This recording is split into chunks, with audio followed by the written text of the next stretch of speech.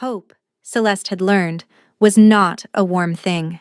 It was a blade she kept swallowing because the alternative was to lie down and let men decide what her life was worth. Pax called that obedience. Priests called it purity. Elders called it order. She had called it home until home turned its face away and named her cursed for surviving when better wolves had died. By dawn, she understood a harder truth. Belonging could be revoked in a single vote, but duty could not. Duty had a heartbeat. Duty pressed beneath her palm as she crossed the Ashford boundary with mud on her boots, blood stiffening her cloak, and one hand guarding the small curve of her belly. The eastern tree line glowed bruised purple where night was giving up. Cold wind scraped across the ridge, carrying pine sap, wet earth, and distant smoke from morning cook fires inside the Packhouse compound below. Her knees shook with every step down the slope, not from fear alone. She had run through half the night with a split lip, torn hem, and the taste of ash lodged at the back of her throat. The blood on her cloak was not fresh, and not all of it was hers. At the gate, she stopped, lifted both hands so they could see she carried no blade, and forced her voice to hold. "I am Celeste Frostborn," she said, "widow of Rowan Frostborn of North Hollow. I request sanctuary under moon law until winter convocation." Two guards in Ashford Grey stared at her as if she had arrived wrapped in plague cloth. One was young enough that his beard still came in uneven. The older one had a scar crossing his nose, and a silver torque at his throat marking council service. Neither moved to open. The older guard spat into the dirt. "Read the order." The younger guard unrolled a waxed strip from his belt and read too quickly, like someone reciting bad scripture he had been warned not to question. Celeste Frostborn, identified carrier of blood blight, tied to forbidden Queen Line agitation, under interdiction by Joint Council Authority, detain, isolate, transfer to sanctified custody at moonrise. Blight carrier. The word struck harder than the wind. "That is forged," Celeste said. "Who sealed it?" "Enough," the older guard snapped. "On your knees." "I came to surrender for lawful review. You have to call your alpha or your healer or any ranking witness. That is covenant law." His smile did not reach his eyes. Covenant law does not protect contamination. She did not kneel. She tightened her fingers over her belly and breathed once, careful and deep. "At least bring me water." The younger guard glanced at her wrist, where dried blood had cracked in dark lines over old scar tissue. Doubt flickered. It lasted one heartbeat. Then boots sounded behind the gate, and 3 more soldiers came through with chain loops in their hands, eyes hard, jaws set in the same rigid line. Somewhere inside the compound, a bell rang for first meal. The ordinary sound made everything feel unreal. They circled her. She backed one step, then another, until her heel struck the lower stone of the gate arch. She could have shifted if panic took her cleanly, but panic never arrived clean. It came tangled with nausea, grief, exhaustion, and the stubborn command beating inside her chest. Stay upright, protect the child, live long enough to tell the truth. "I am not resisting," she said. "Good," said the older guard. "Then this is easy." Iron closed on her wrists. The chain was old, pitted, and colder than river ice. When they pulled, lynx bit skin already raw from rope burns. She hissed through her teeth but kept her shoulders square. Humiliation moved through her like fever as they marched her across the packed yard while apprentices and kitchen workers paused to stare. No one spoke to her. No one looked away. The trapdoor was hidden beneath stacked wood in a side corridor of the old packhouse. The boards above it smelled of mold and mouse droppings.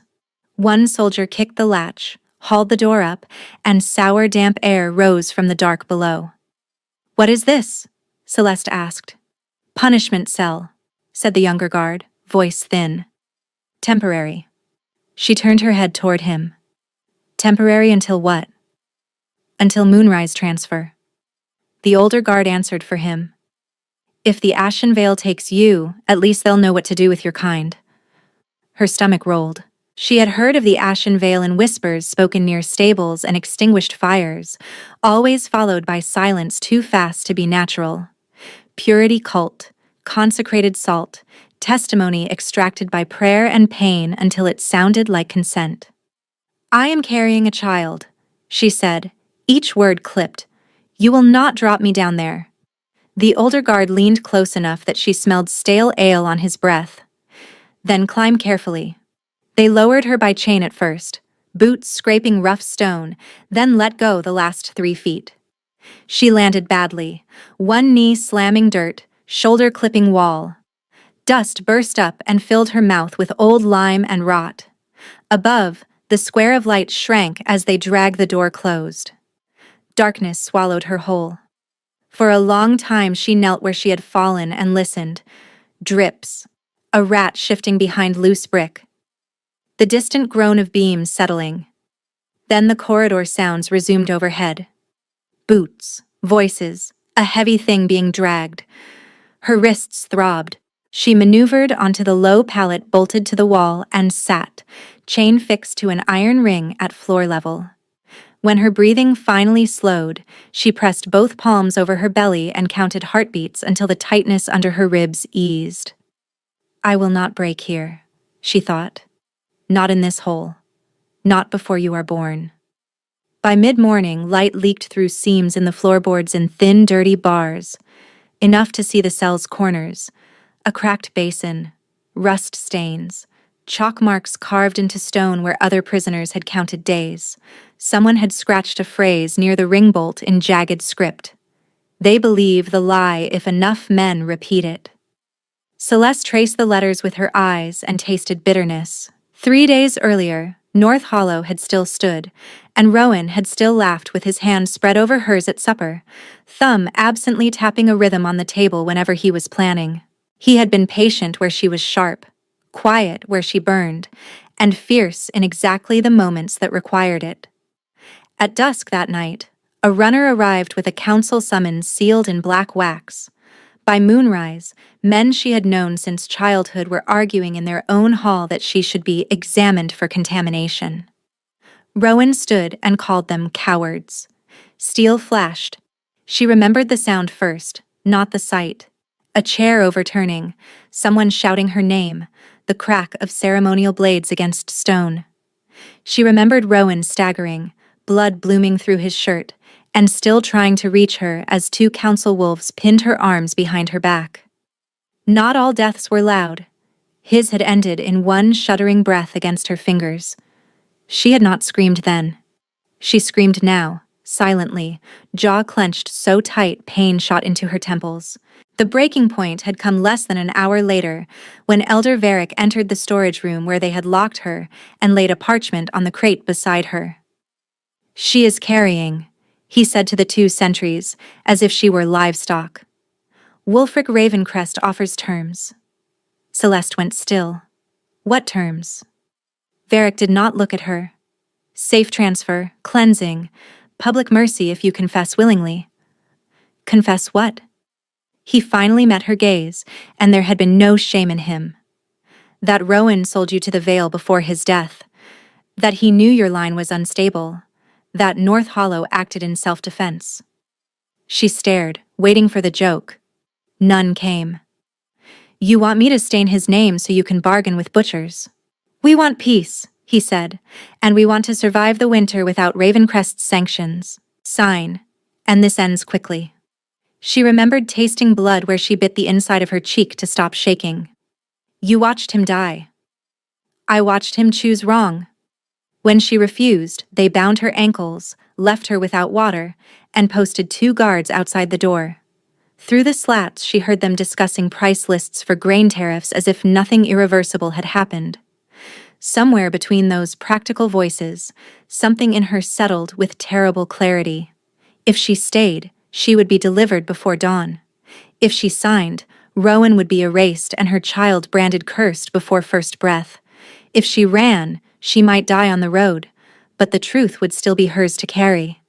She waited until the second watch changed, and the new guard came limping, favoring his left leg from an old hunt injury she remembered from spring. She called softly through the wood. Please, water. He opened the hatch at shoulder height, muttering, You people are all the same. Begging when it turns. She jammed her bound wrists through the gap, yanked hard, and drove her shoulder into the door in the same motion. Surprise did the rest. He stumbled, keys clattered. She kicked his knee, grabbed the ring, and tore free one ankle loop on a splintered hinge. The second sentry lunged, caught her braid, and she felt hair rip from scalp as she twisted away. Pain flared white. She slammed the keyring against his mouth, heard him curse, and ran. She ran barefoot for the first mile, shoes lost in mud when she cut across the lower marsh to avoid the west trail. Reeds sliced her calves. Frost water soaked her skirt to the hip. Behind her, horns sounded once, then twice. She kept moving. At a cattle bridge, she stole a cloak from a fence post and a knife from a feed shed, then hid in a dry culvert until patrol scents passed overhead. By the time night thinned toward dawn, her throat burned raw from cold air, and she could no longer feel 2 fingers on her left hand. 3 days passed before she saw the Ashford boundary stones rise between fir roots like old teeth. She had chosen Ashford because their laws were strict, their healers were said to be practical, and Marcus Ashford's pack had refused Vale missionaries twice in one winter.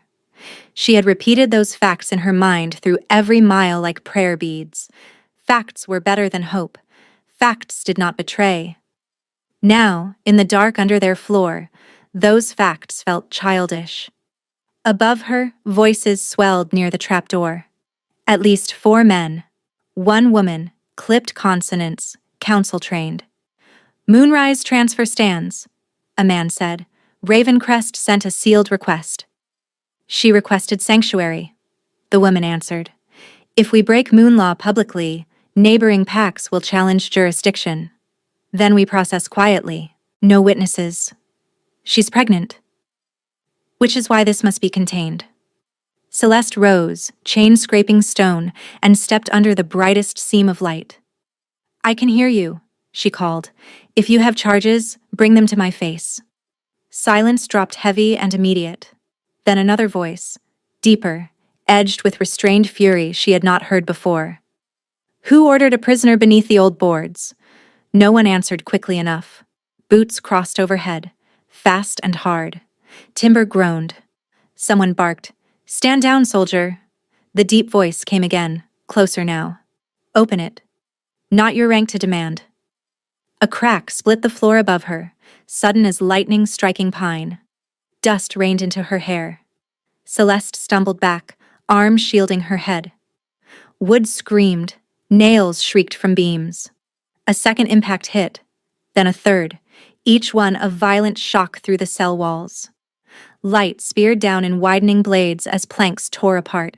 When the final board ripped free, dawn poured in around the silhouette of a broad-shouldered soldier crouched at the edge of the hole, chest heaving, hands full of splintered wood, eyes burning amber as banked coals brought to wind.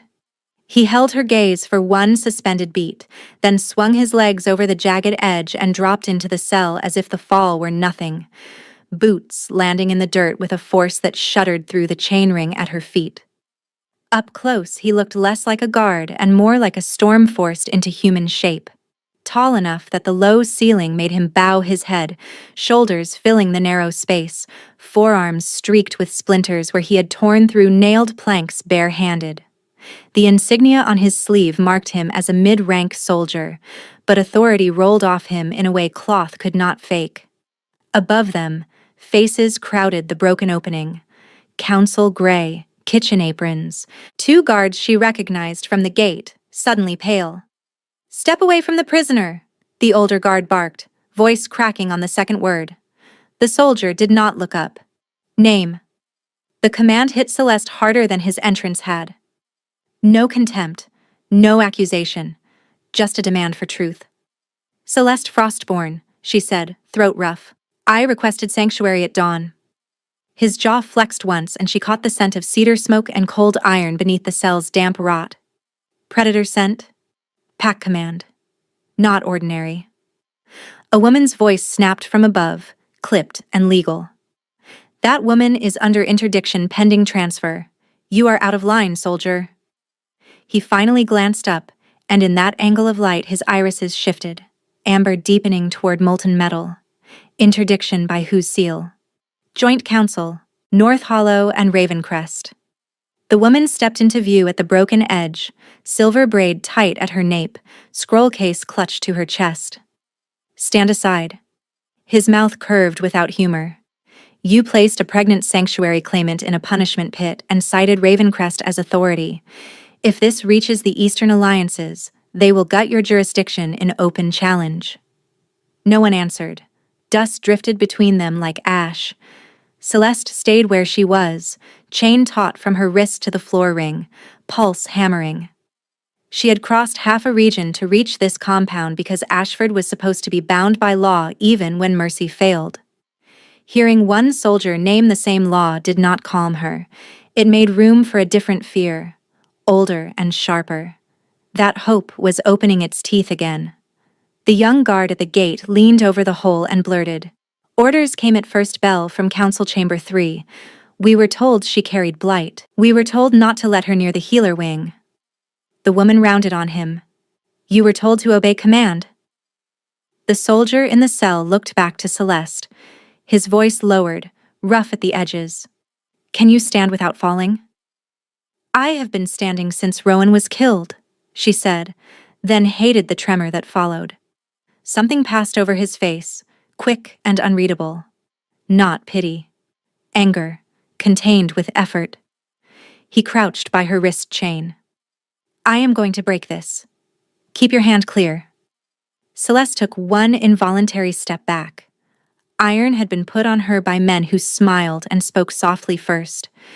He tracked the movement and stilled, palms open, a fighter showing empty hands in a space too small for lies. "I will not drag you," he said. "I will get you out if you permit it." Above, the older guard shouted, "Do not touch her. Transfer team is due by moonrise." The soldier's head lifted just enough for his voice to carry. "Then moonrise can find an empty pit." He braced one hand around the ring bolt set in stone and the other around the chain link nearest her wrist. Muscles bunched through torn sleeve and scarred skin. Metal screamed. The bolt tore out of the floor with a spray of grit. A few people above flinched back from the sound. The woman with the braid recovered first. "You are finished in this pack." At that, he gave a short laugh that held no amusement at all. "That depends who is finishing whom." He rose and extended his hand to Celeste, palm up. Dirt marked his knuckles. A thin cut crossed the heel of his thumb where wood had split his skin. He waited. She stared at his hand as if it were a verdict. In the space behind her ribs, instinct sharpened to a blade point, not warning her away, but pressing, insistent, toward him. Her wolf did not cower. The animal part of her went rigid with attention. If this was another trap, it was elegantly built. If it was not, she had one chance before they found another chain. She set her fingers in his. The world narrowed to skin contact. Heat surged up her arm in a bright, violent line, not like fever, not like fear, but like silver fire finding an old path beneath bone. It struck her chest, split there, and dropped low, fierce and protective, settling over the child with terrifying precision. Her knees buckled. He caught her elbow instantly, grip firm and careful, and she felt the same current leap through him. He inhaled hard, a sharp, involuntary sound. His pupils blew wide. Amber flooded his irises until something ancient looked out through his eyes. For a heartbeat, neither moved. Then voices crashed back in from above, louder now, panicked. What did he do? "Get command down here now. Seal the corridor." Celeste's hand was still in his. She tried to pull back and could not make herself do it. Grief for Rowan rose like a wound reopening, immediate and savage, because this pull was not memory and not betrayal either. It was new, sacred, wrong in its timing and undeniable in its force. Her body knew before her mind accepted anything at all. The soldier's gaze dropped, stunned, to where her free palm covered the curve of her belly. His expression changed from shock to something rawer, almost reverent. then sharpened into battle readiness in a blink, as boots thundered toward the corridor outside. In the span of a dozen breaths, the old quiet of the cell was gone forever. He stepped closer, placing himself between her and the wall where a crossbow bolt could enter from above. "Look at me," he said. She did, his voice thinned to a whisper too private for the crowd overhead. Celeste. Hearing her name from him felt like a door she had never seen opening inside her chest. "How do you know me?" she asked. His jaw tightened as if he were fighting two wars at once. "I do not know how I know. I only know I have crossed 3 winters feeling hunted by an absence, and it ended when I touched you." The confession landed between them, dangerous and plain. A chain ladder dropped through the opening. 2 armed soldiers started down, then hesitated when he turned his head. Power rolled off him, sudden and immense, compressing the air until the men's hands shook on the rungs. One lost footing and scrambled back up, cursing under his breath. The woman with the braid snapped, "By counsel right, stand down, that is an order." He faced upward now, still keeping Celeste bracketed behind his shoulder. "Counsel right does not overrule moon law." She claimed sanctuary. "You denied process. You forged urgency around a cult request." "We did not forge anything." "Then produce the wax seal and witness marks in full light." "Now." Silence answered him, dense with calculation. Celeste watched his profile and understood 2 things with equal clarity. He was not merely a disobedient soldier, and the people above were suddenly very careful around him. The older gate guard tried bluster and failed. "Who are you to challenge chamber authority?"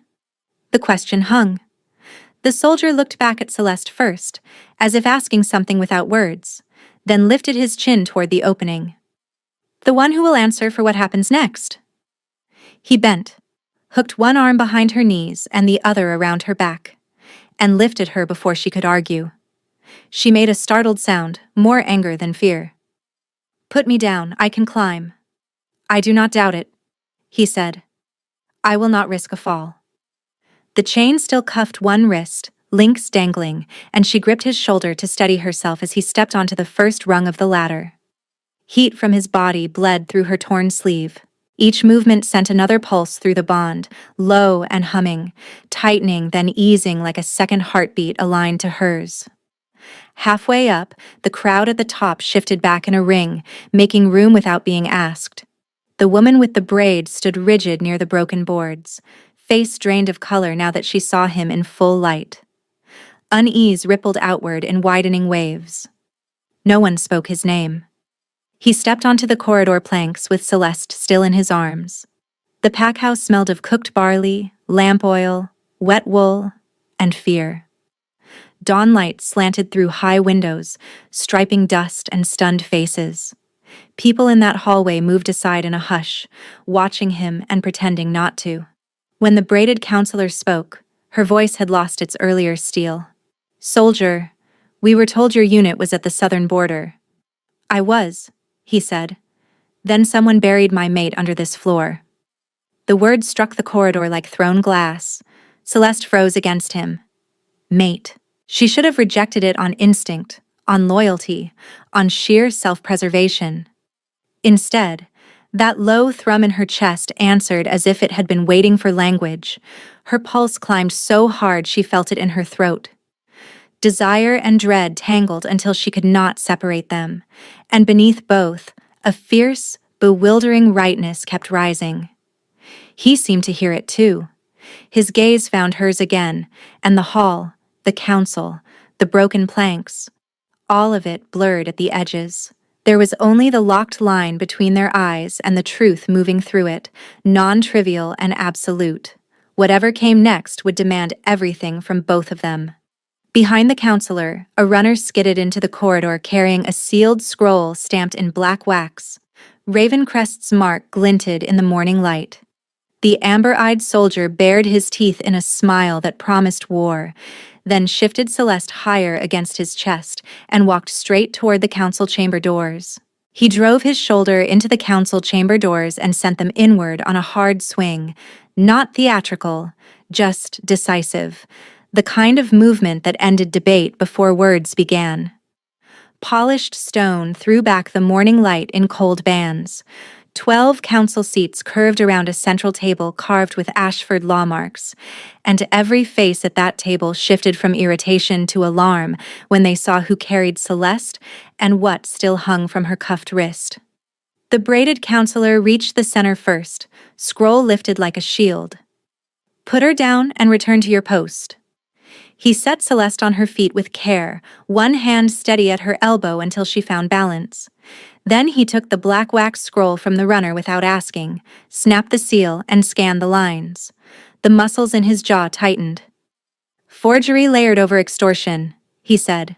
"Ravencrest cites convocation authority that does not begin until first snow. He cites your signatures as prior assent." His gaze cut across the table. "Who gave him those signatures?" No one answered. Celeste felt the room leaning toward violence in tiny increments. Hands flattening on stone, shoulders angling, guards selecting sides with their feet. Her wrists throbbed where iron had chewed skin raw.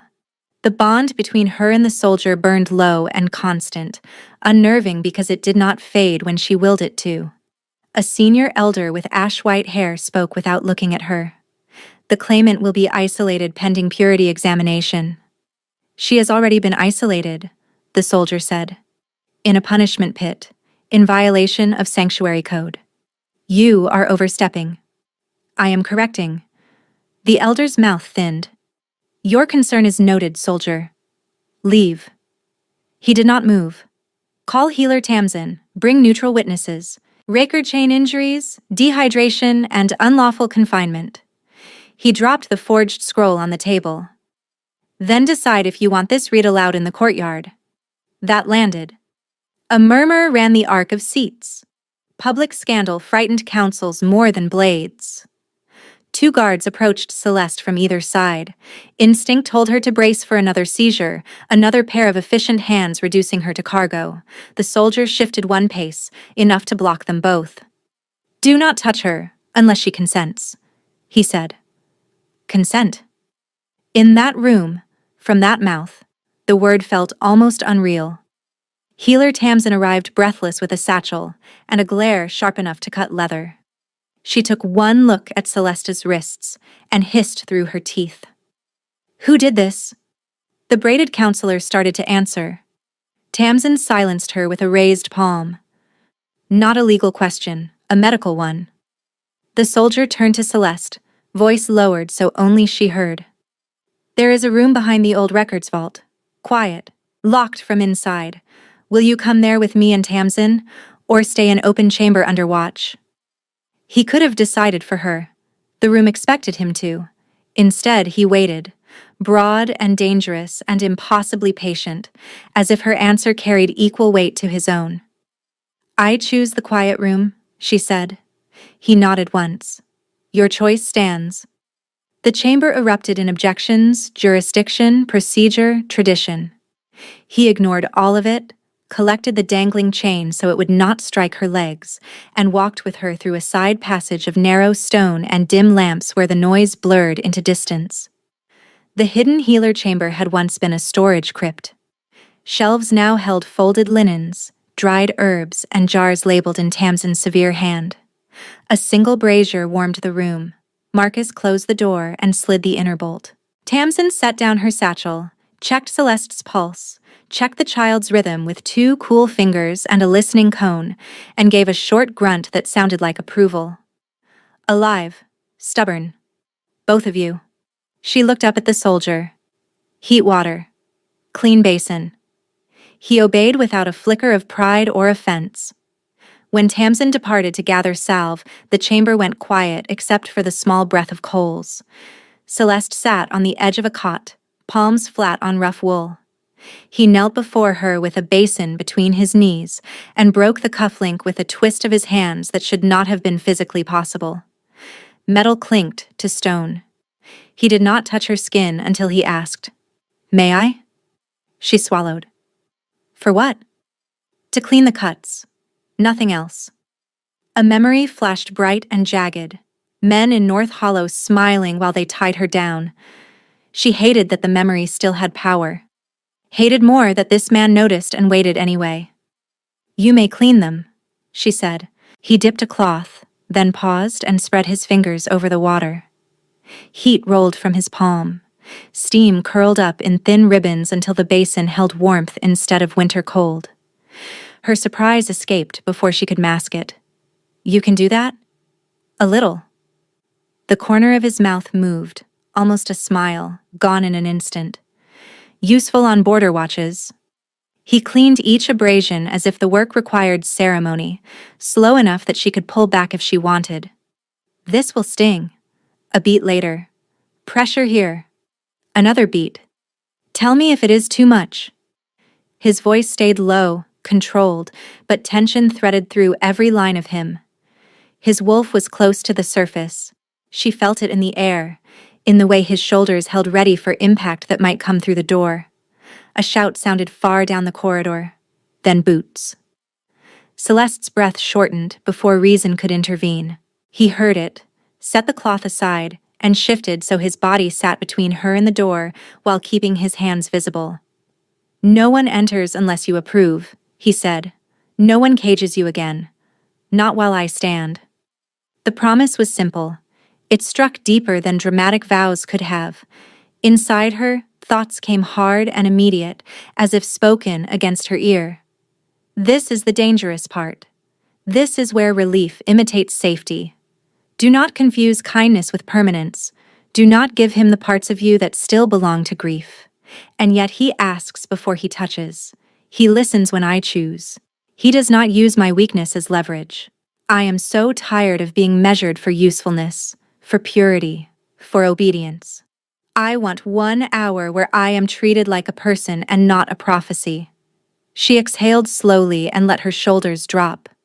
When he finished bandaging her wrists, he noticed the folded scrap half hidden in her cloak pocket. "May I?" She hesitated, then handed it over.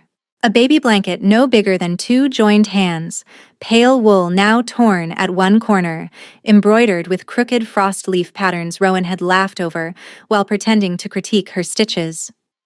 "It ripped at the marsh crossing," she said. "I did not have thread."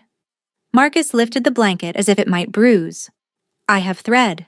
His stitching was clumsy, too tight in one place, too loose in another, but careful in the way that mattered. Each pass deliberate, each knot checked twice. He bent over the work with the concentration of a warrior disarming a trap. "I have mended armor, tents, and field packs," he said without looking up. "Never this, never anything that mattered more than war." Her throat tightened unexpectedly. "Why are you doing this?" He tied off the last knot and placed the blanket in her hands. "Because someone should have done it sooner." By the time the second afternoon bell rolled across the compound, the chamber door shook with a formal summons, and the council demanded a challenge hearing in the old assembly hall. The hall was built for hierarchy and intimidation. High rafters, torch brackets, a central stone table worn smooth by generations of verdicts. Celeste stood at one end with Tamsin near her shoulder, and 2 legal witnesses beside the pillar. Marcus stood behind the claimant line in plain soldier gray, expression unreadable, as though he had never torn a floor apart or warmed water with his bare hand. An elder read the motion in a voice built for public punishment. For pack safety, pending verification of bloodline status, the claimant Celeste Frostborn will submit to scent-proofing chains and restricted movement until winter convocation. Metal was brought out. Not old rust this time, but polished restraint links lined with runes. The hall watched her the way people watched storms, wary, fascinated, hoping for distance. Celeste lifted her chin. "I claim sanctuary, not surrender. I refuse chains." The elder did not blink. Refusal invokes coercive compliance under internal threat statute. Marcus stepped forward before anyone else could breathe. "Invoke it on me." The hall shifted as if struck by a wave. The elder frowned. "You are not party." "I am sponsor and guarantor for her conduct under Moon Code, Clause 11. The legal witness checked a ledger, startled. "He filed it an hour ago. Proper mark and blood sign." Celeste turned sharply. He had bound himself to her case without telling her, accepting legal burden, debt penalties, combat liability. A move with non-trivial consequences for rank and future. The elder's voice hardened. Then, the disciplinary lashes transferred to the guarantor for each act of refusal. Marcus removed his outer jacket, folded it once, and set it on the table. He did not look at the crowd. He looked at Celeste. "You do not owe me agreement," he said quietly. "You owe yourself choice." She wanted to stop him. She wanted to demand why he kept paying in flesh for a woman he had met in a cellar pit. The words did not come in time. The whip cracked once, twice, 3 times across his back, each strike sharp as split timber in the vaulted room. He did not cry out. On the 4th, his fingers tightened around the table edge hard enough for stone grit to break loose. Tamsin muttered a curse under her breath. Celeste felt fury rise like flame, clean and cold. "This is not safety," she said to the elders. "This is spectacle."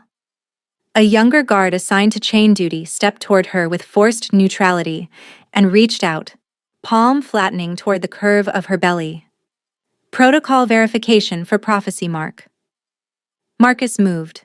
One moment he was braced at the table, blood-darkening torn fabric. The next he had crossed the distance and slammed the guard face first to stone, forearm locked across the man's shoulders, claws just visible where nails should have been. Benches screeched. Half the hall surged to its feet.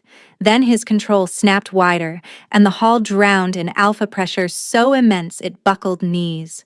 Air thickened. Torches guttered sideways. Elders who had ruled for decades dropped to one knee with shocked expressions, hands shaking against polished stone.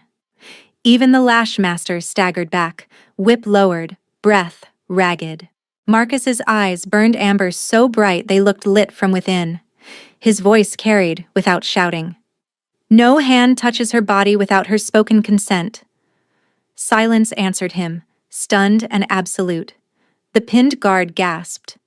"Alpha?" Marcus pressed him harder to the table, then released all at once and stepped back, control returning in measured layers. "You will apologize." The guard stayed bent, palms spread. "I apologize." "To her," Marcus said. The guard turned, face drained of color. "Claimant Frostborn, I apologize." Celeste held his gaze until he looked away. "Accepted. Do not repeat it." No elder challenged her right to answer. The white-haired senior elder rose slowly, breathing through humiliation and calculation. "This hearing is suspended pending royal review." Royal review. The phrase rippled through the hall with a dozen implications. Marcus said nothing to confirm or deny them. He picked up his folded jacket with deliberate calm and turned toward Celeste as if the room had ceased to exist. For the first time since North Hollow burned itself into a grave in her memory, she stepped toward a man in power because she wanted to, not because she was cornered. Her hand lifted, hovered, then settled lightly against his wrist where pulse beat strong under skin. "I am still angry," she said, voice low enough for only him to hear. "At fate, at timing, at all of this." A rough breath left him, almost a laugh, almost pain. "So am I. But I believe you when you say no more cages." His shoulders eased by a fraction, that small release more intimate than any embrace. "Then we begin there," he said. She did not take her hand away. She did not take her hand away, and the hall noticed. A narrow silence formed around them, while elders pretended to study ledgers and guards pretended to adjust straps that did not need adjusting. Then the chamber doors opened again, and a courier in winter black crossed the threshold without waiting for permission, his hood damp from mist, his gloves white with road salt. "Sealed notice from Wulfric Ravencrest to the Ashford Council," he said, "to be read aloud before witnesses." No one invited him closer. He came anyway, laid a lacquered tube on the stone table and stepped back with the rigid posture of a zealot expecting applause. Marcus reached the tube first. He broke the seal, scanned the first page, then handed it to Celeste without comment. She read while the room watched her face. The script was formal convocation hand, each line measured and cold. By decree of sanctified necessity, claimant Celeste Frostborn is to be transferred under Ashen Vale custody for purification before first snow. Supporting testimony enclosed. Declaration by Rowan Frostborn, acknowledging unstable queen line blood and consenting to corrective right. The second sheet carried Rowan's name, Rowan's mark, Rowan's rhythm of phrasing in 3 places and nowhere else. The forger had copied his hand but not his heart. Her breath snagged. Not because she believed it, because she could hear the deliberate cruelty in the construction, the way it targeted memory itself. If she defended Rowan, she looked emotional and unreliable. If she ignored it, silence could be framed as acceptance. Marcus's voice cut through before she could speak. This testimony is fabricated. Ink age is wrong, wax impression is recast, and the witness stamp belongs to an elder who died last spring. The courier smiled with practiced pity. Your soldier speaks above his station. He speaks with mine, came a new voice from the high seat. Every head turned. The white-haired senior elder had risen, but he was not looking at Marcus. He was looking at the wall behind him, at the carved ash tree that marked sovereign authority in Ashford law. The implication settled across the chamber like thunder rolling in. The courier recovered fast. Then your station will understand consequences. Refuse transfer and Ravencrest files, charges of blight harboring, prophetic sedition, and ritual obstruction against this pack. Trade roads close by dawn. Border pacts dissolve by week's end. Celeste folded the forged testimony once, twice, and placed it flat on the table. Tell Wulfric he does not get to put words in my dead mate's mouth. The courier's eyes sharpened. Wulfric does not negotiate with vessels. Marcus moved so quickly the room barely tracked it. One hand braced on the table. He leaned in until the courier had nowhere to look but his face. Use that word for her again and you leave without teeth. The courier flinched despite himself. Power rolled off Marcus in a controlled wave, enough to force truth through fear without breaking law.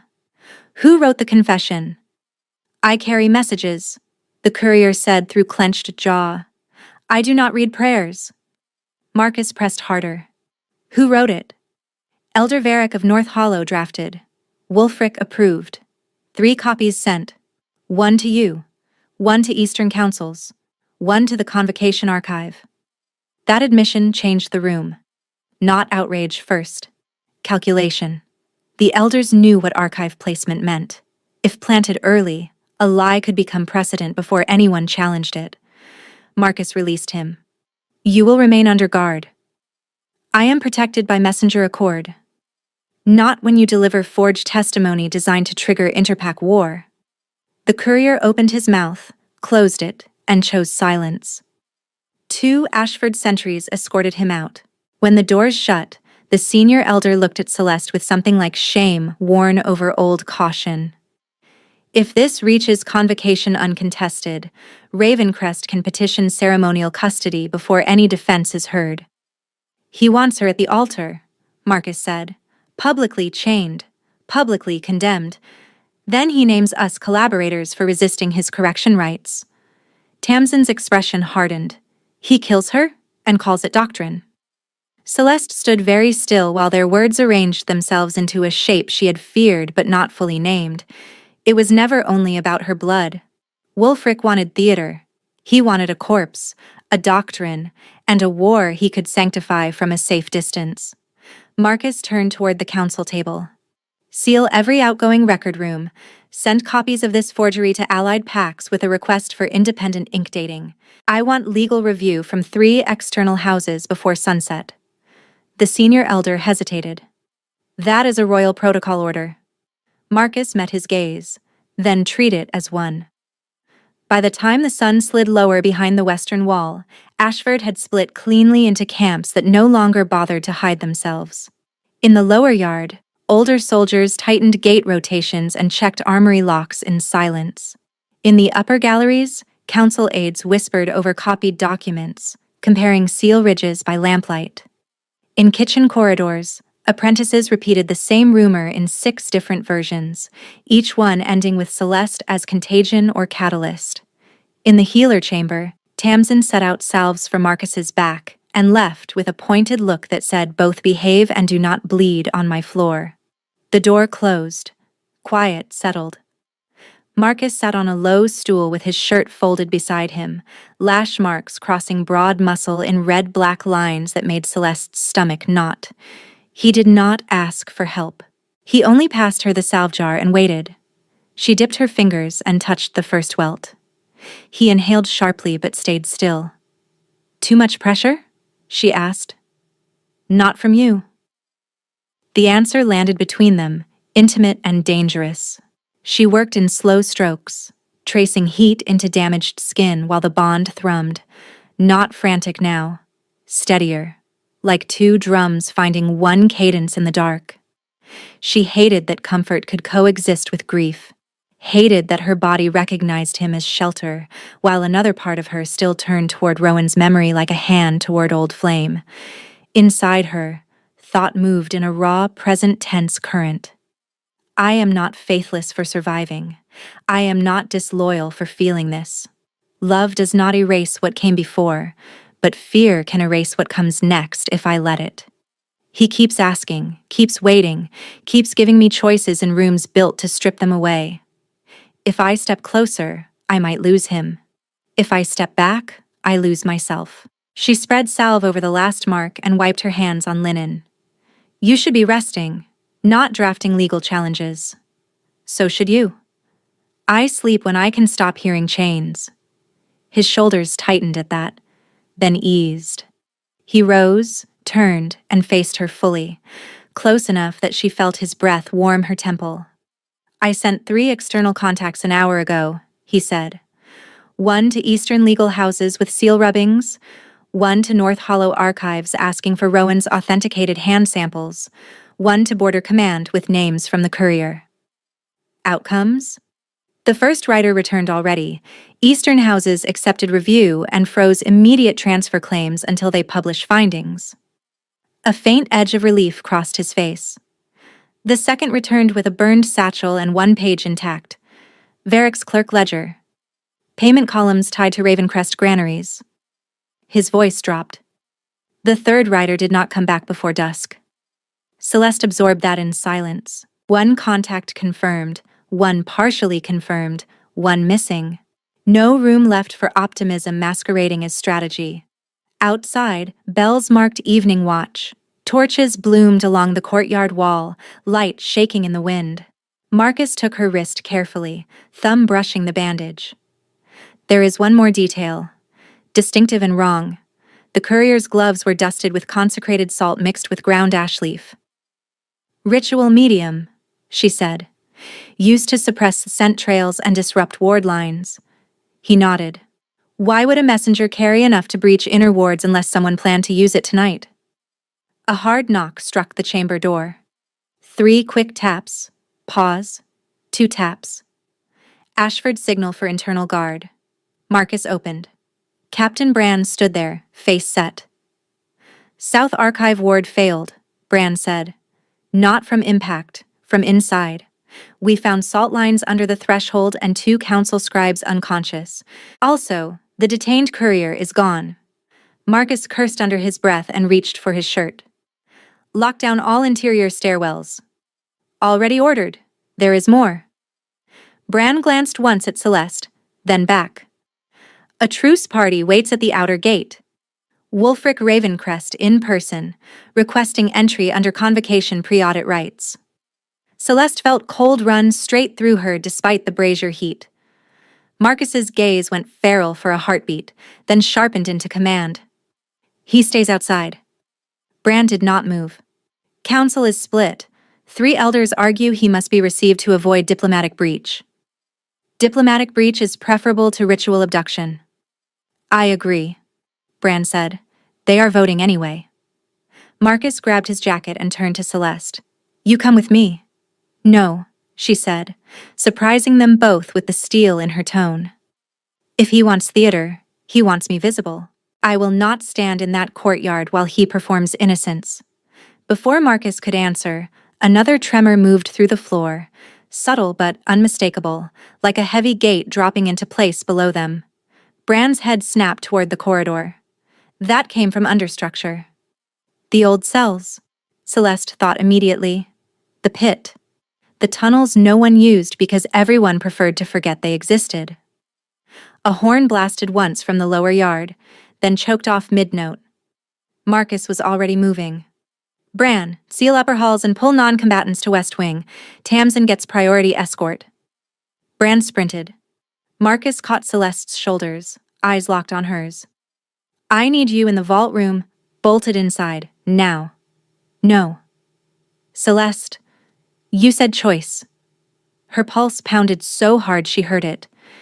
If they came through the cells, they came for me specifically. Hiding me blind while you fight shadows is how people disappear. His jaw clenched. Every protective instinct in him fought the logic and knew it was sound. A second horn call tore through the Packhouse, this one from inside the building, answered by shouting and the ring of steel on stone.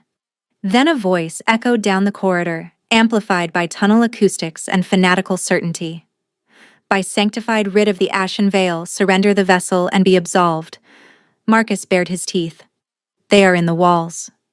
Smoke slid under the healer chamber door, pale gray and bitter with ash leaf. Not fire smoke, suppression powder.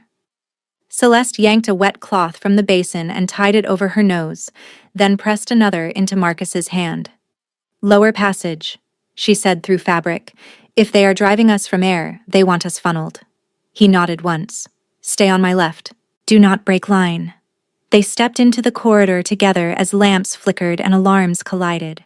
And at the far bend, where the floor sloped toward the old punishment cells, figures in white-edged black advanced through the haze with hooked manacle poles and consecrated chains already swinging. Steel rang at the bend as the first Veil enforcer lunged through smoke, chain pole arcing for Celeste's throat. Marcus caught the shaft in both hands and twisted. Wood split, iron hook skidding sparks across stone. A second attacker came low with manacles open, trying to trap Celeste's ankles. She kicked hard, heel connecting with wrist, and the chain snapped shut on empty air. The corridor had become a funnel of bodies and shouted orders. Ashford guards poured in from the stairwell behind them, Bran at the front with a short blade and a torn sleeve, while Veil zealots advanced from the understructure slope in white-edged black, faces veiled, movements drilled and precise. They did not fight like raiders. They fought like men who believed ritual protected them from consequence. Hold the upper line, Bran shouted. Do not let them seal the doors. One zealot slammed a clay canister at their feet. It burst in a cloud of bitter powder. Celeste's eyes watered instantly. The wet cloth over her mouth helped, but not enough to keep the sting from her lungs.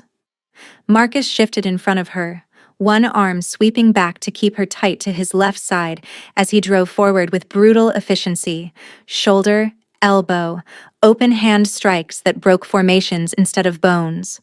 From deeper below, Wulfric's voice rolled upward, amplified by stone and certainty. Ashford stands at a sacred crossroads. Surrender the corrupt bloodline and be cleansed of complicity. Keep talking, Marcus called back, feral calm under the words. It helps me find you. A zealot with a wolf-bone pendant pointed at Celeste and barked, Take the vessel alive.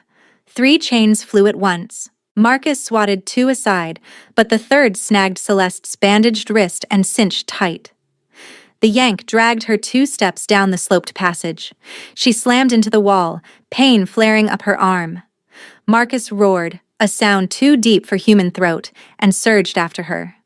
Salt lines ignited across the floor between them, white fire snapping up in a half-circle.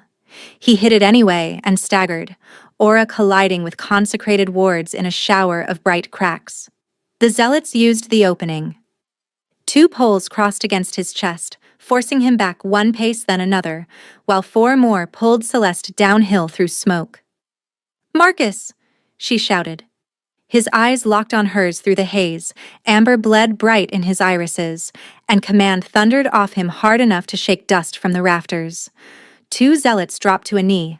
The rest gritted through it, chanting under their breath as they dragged her toward the old cells. By the time the third alarm bell hammered through the packhouse, Celeste was hauled through a low arch into a chamber she recognized from stories and never expected to see. The original punishment vault, older than the current cells, carved in black stone, its floor engraved with concentric rings around an obsidian pillar scarred by age. Torchlight shuddered across salt sigils freshly painted into grooves. Wulfric Ravencrest stood at the far side in ceremonial black. Silver prayer chains wound around his forearms, pale hair tied back from a narrow, composed face. Elder Varric was beside him, jaw tight, eyes refusing to meet hers. 3 Ashford counselors stood behind them in formal gray, hands stained with chalk and salt. The betrayal hurt less than she expected. She had run out of surprise. "Welcome, Celeste," Wulfric said, as if greeting her to supper. "You choose chaos wherever you go." "I did not choose you," she said, breath rough. "No. You chose defiance. Same outcome." His gaze dropped to the curve of her belly and lifted again with clinical disdain. History keeps handing women accidents and calling them destiny. The chains wrenched her arms wide and locked to iron rings mounted on the pillar. Cold metal bit skin. The ritual circle hummed faintly under her boots. Marcus crashed into the archway above with Bran and 6 guards at his back. He hit the ward line first, fists and aura battering against white flame. Bran tried the side ledge and got thrown by a second glyph, rolling hard and coming up swearing. Wulfric did not turn. Alpha power is loud and simple. Wards are quiet and exact. He cannot cross until the circle closes. Marcus's voice shook the chamber. "Celeste, keep your eyes on me." She did. His control was all that held the room from becoming slaughter. Claws had started to edge from his hands. He forced them back, then failed, then forced them again. Every breath looked like work. Varric stepped forward with a parchment. "By testimony of Rowan Frostborn, submitted under witness—" "Lie," Celeste snapped. Varric flinched as if struck. Wulfric lifted one hand and the chanters began. Low, rhythmic, ugly in its certainty. Heat rose from the carved rings. Not fire yet, only warning. The crux landed in her all at once. If she waited for Marcus to break the ward, Wulfric controlled the timing, the script, the spectacle. If she acted inside the circle, she might tear the ritual open from its core, but only if she trusted what she had spent months denying. Frostborn line magic. Not curse. Inheritance. Inside her mind, fear and grief fought for ground. "Rowan, I loved you. I love you still. But love is not a grave I climb into to make men comfortable." She inhaled once, steadying. Then she spoke clearly, voice carrying over chant and crackling wards. "Rowan Frostborn died defending my right to choose. I will not let his name be used to chain me."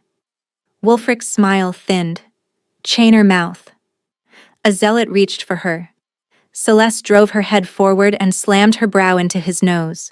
He reeled back with a cry, hands to his face. She did not wait.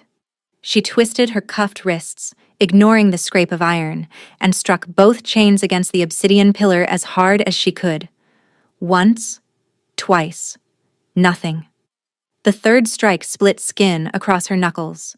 Blood smeared the old stone. The pillar answered. Frost-bright lines flared beneath centuries of grime, runes rising like moonlight through deep water, threading out from the blood mark in branching paths across the carved rings. The chant faltered. Wulfric's composure cracked for the first time. "No," he said sharply. "Those marks were dead." "They were hidden," Celeste said, and hit the pillar again, feeding it another streak of red. "Not dead." Silver-white light raced through the chamber floor, overriding the salt sigils one by one. The temperature dropped so fast torch flames bent inward. Somewhere above, glass shattered. Marcus hit the ward at that exact instant. This time the white line flickered, destabilized by the runes, and he drove through with a snarl, partial wolf surfacing in a rush. Fangs bared, claws out, gaze ancient and furious. Bran and the guards surged after him. Wulfric raised both arms and the ritual fire snapped up from the outer ring, a wall of pale flame meant to pen Celeste in. She planted her feet, belly forward, shoulders squared, and shouted over the roar. "Do not shield me, Marcus. This ends by my will." He halted on the inner edge, chest heaving, every instinct in him straining toward her. Then he obeyed. He held the line against incoming zealots instead, carving space with controlled violence while Bran's guards disarmed and pinned. Celeste turned both palms toward the pillar. The runes answered with a flood of silver that wrapped her wrists like living thread, then shot outward into the circle. She pushed, not with muscle but with intent honed to one clean point. Invert. The ritual reversed. Fire that had leaned toward her folded inward on its casters. Not burning flesh, but stripping glyphs, snapping chain prayers, ripping sanctified authority off the men who had wielded it. Zealots dropped their poles and clutched at their chests as their bonded marks dimmed to ash gray.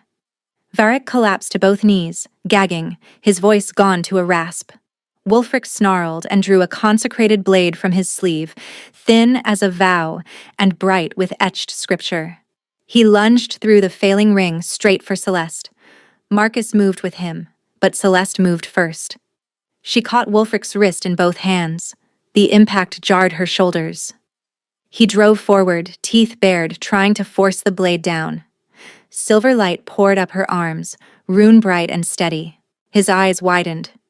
"You are a vessel, not a queen," he spat. Celeste met his stare, grip tightening until the tendons in his wrist trembled. "I was never your vessel." She released the pulse. The blade shattered into glittering dust that spun once in the air and vanished. Wulfric cried out, more shock than pain. Marcus hit him from the side in partial wolf form and slammed him to the stones, forearm across his collarbones, claws at his throat without breaking skin. "Your judgment," Marcus said, voice raw. He did not look away from Wulfric, but the words were for Celeste alone.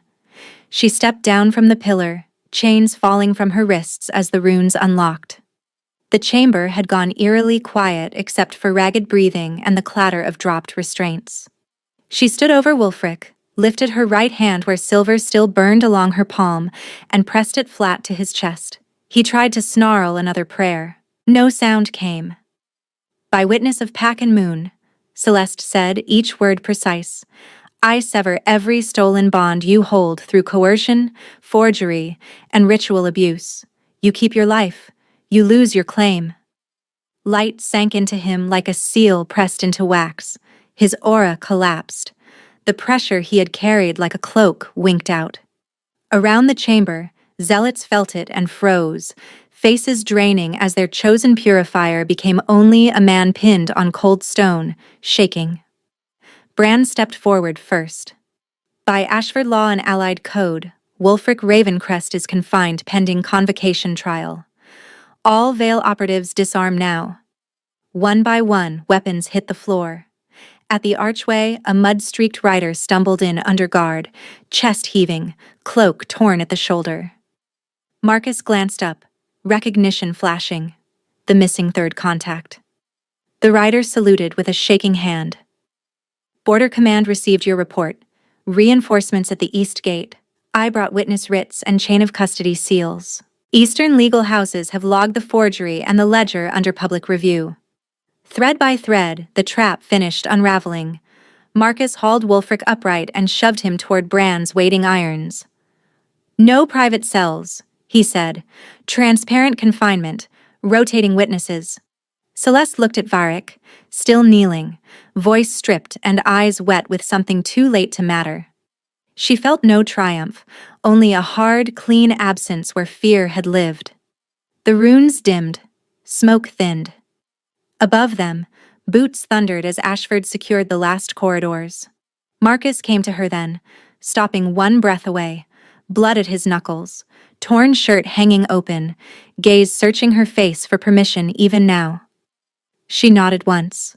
He touched her wrist gently, right over the raw marks where iron had sat, and the bond settled into a steadier cadence between them as Bran led Wulfric away in chains that no prayer could bless. He did not let anyone steer her away from the understructure until she said she was ready. Tamsin checked her wrists, checked the child again, then pointed at Marcus's split knuckles and told him to sit before she knocked him down herself. Bran posted double guards at every stairwell and read the confinement order for Wulfric in a voice built to carry through stone. The surviving zealots were searched, disarmed, and separated under rotating watch exactly as Marcus ordered, and the escaped courier was identified among them when the wolf-bone pendant dropped from his sleeve and matched Bran's evidence log from the archive breach. Only after every corridor call came back answered did Celeste lift her chin toward the broken section of the old packhouse floor. "Take me there," she said. Dusk had settled by the time they climbed to the side corridor where she had first been chained. The stacked wood was gone. The trapdoor had been ripped free. Above the opening, jagged boards framed a square of deepening indigo sky. Cool air slid down through the beams and brought the scent of rain and pine, clean enough to sting. Marcus stood a few steps away from her in the wreckage, shirt changed but still open at the throat. The restraint he carried in public finally frayed at the edges. His gaze tracked every breath she took, every small shift of her shoulders, as if he expected her to vanish if he blinked. She reached for him first. His hands closed around hers, careful around bandages, and the bond tightened with a low, full warmth that moved through her ribs and settled low over the life inside her. Grief did not disappear. It made room. That was the miracle and the terror of it. "I need words," he said hoarsely. "Not silence, I guess at. If you want distance, I give it. If you want time, I give it. If you want me near, say it and I stay." "I want you near," she answered. "I want this chosen, not taken." He bowed his head once, then did something no ruler had ever done for her in any hall of law. He bared his throat and held still, offering the most vulnerable line of his body to her without demand, without performance. "Celeste Frostborn," he said, voice rough with reverence, "I ask consent to claim you as my mate." Her chest tightened so hard she almost laughed at the audacity of hope returning yet again, blade and blessing both. She lifted her hand to his jaw, felt the faint scrape of stubble against her palm, and nodded. "Yes." The word changed the air between them. He stepped in slowly, giving her every chance to stop him, one hand braced at her waist, the other cradling the back of her neck. When his mouth touched the junction of her neck and shoulder first, it was a kiss, not a bite, warm and unhurried. Then his fangs pierced skin in a clean, sharp pull that made her gasp. Pain flashed bright. Then it opened. Heat unfurled from the mark in widening waves, not erasing hurt but transmuting it into something fierce and luminous, a current that ran through old fear, through buried loneliness, through the scarred place where Rowan's death still echoed, and knit none of it into forgetting. She felt Marcus through the bond as clearly as her own pulse, his devotion like iron, his restraint like a held storm, his wonder raw and almost disbelieving. She felt the animal in him settle, not conquered, simply home.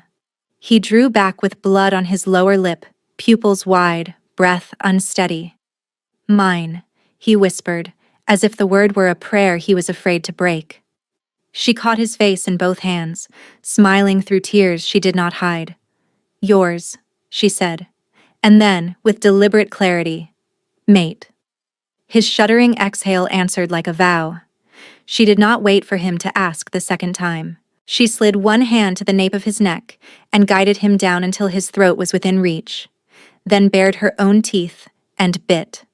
Her fangs broke skin over his pulse. He made a strained sound that was half pain, half relief, so deep it shook him. Power answered power. Gold and silver filaments flared across the bond in visible threads for one suspended heartbeat, curling from his mark to hers and back again, bright against the dim corridor. The thrum that had lived between them since the cell clicked into a steady shared cadence. His hands tightened at her back. Her knees went weak. He held her upright without making her small. When she released him, a line of blood traced his throat and disappeared beneath the collar of his shirt. He rested his forehead against hers, both of them breathing like they had run a great distance and finally reached water. "Mine," she said this time, tasting salt and iron and rain in the air.